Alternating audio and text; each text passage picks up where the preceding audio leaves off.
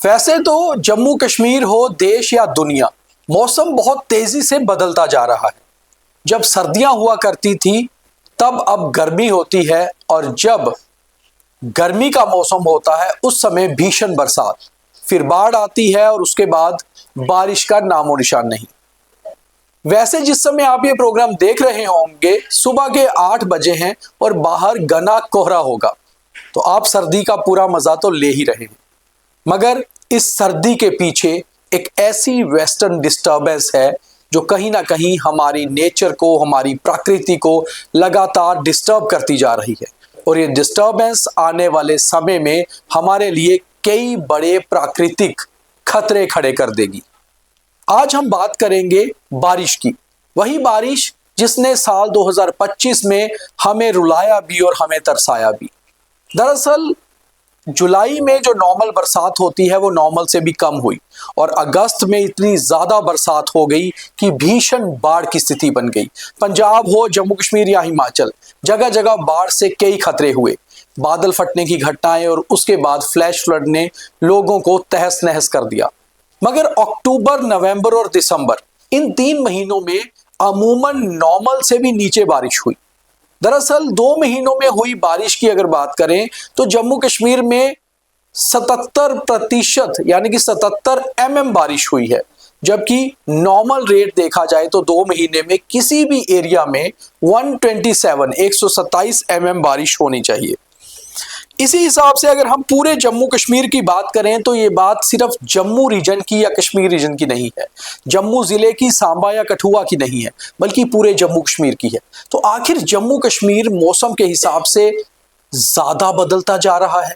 मौसम के एक्सपर्ट्स की बात करें तो वो हमेशा से ये कह रहे हैं कि वेस्टर्न डिस्टर्बेंसेस बहुत ज्यादा बदलाव ला रही हैं। हालांकि हम ऐसी खबरें लगातार सुनते रहते हैं, करते भी रहते हैं, जबकि ऐसी खबरें जब आती हैं तो हम मौसम के हिसाब से केवल उस दिन की खबर सुनते हैं कि आज मौसम कैसा रहेगा। मगर लगातार तेजी से बदलता हुआ मौसम हमें किस ओर लेकर जा रहा है, इसके ऊपर हम कभी अपना ध्यान अंकित ही नहीं करते। आज मैं आपको थोड़े से आंकड़े बताता हूं जो आप समझ पाएंगे कि हालात कैसे हैं। अनंतनाग जिले से शुरू करते हैं तो अनंतनाग में पिछले 2 महीनों में 72 mm बारिश हुई है, जबकि नॉर्मल रेट 111 है, 111। बडगाम में 32 mm, बांडीपुरा में 75 mm, बारामूला में 56, डोडा में 135, गांदरबल में 60, जम्मू डिस्ट्रिक्ट में 74, कारगिल में 3.7, कठुआ में 89, किश्तवाड़ में 35, कुलगाम में 60, कुपवाड़ा में 112, लद्दाख के लेह डिस्ट्रिक्ट में 1.9, पुंछ में 109, पुलवामा में 35, राजौरी में 100, रामबन में 134, रियासी में 104, सांबा में 48, शोपियां में 21, श्रीनगर में 53, उधमपुर में 100 और सब डिवीजन में कुल मिलाकर 77। ये सारे आंकड़े जो हैं अमूमन उन आंकड़ों से बहुत कम हैं जो नॉर्मल बारिश जम्मू कश्मीर में हुआ करती थी। एक समय था कि सर्दी अक्टूबर के आखिर में शुरू होकर मार्च के आखिर या कई बार अप्रैल तक भी जाया करती थी, मगर अब सर्दी के बीच में बारिश और बर्फबारी को लेकर लगातार अलग अलग तरह से बयान आते रहते हैं। अलग अलग बयानों के हिसाब से हम ये सोचते हैं कि बर्फबारी होगी और फिर बर्फबारी लेट होती जाती है। पिछले 3 सालों की अगर हम बात करें तो सर्दी की मियाद बहुत कम हो गई है, यानी कि सर्दी की ड्यूरेशन जो नॉर्मली 6 महीने होती थी, फिर 5 या 4 महीने, अब केवल 2 महीना या 1 महीना से कुछ दिन ज्यादा ही रह गई है।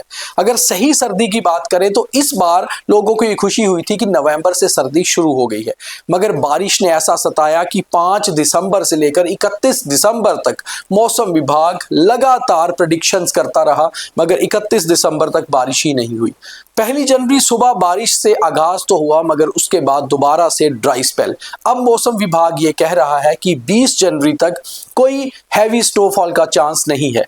केवल ये पीर पंचाल रेंज की बात नहीं है जो जम्मू और कश्मीर को जोड़ती है, बल्कि धौलाधार रेंज जो हिमाचल में पहाड़ी रेंज है या फिर उत्तराखंड के जो पहाड़ियां हैं वहां भी हालात ऐसे ही हैं।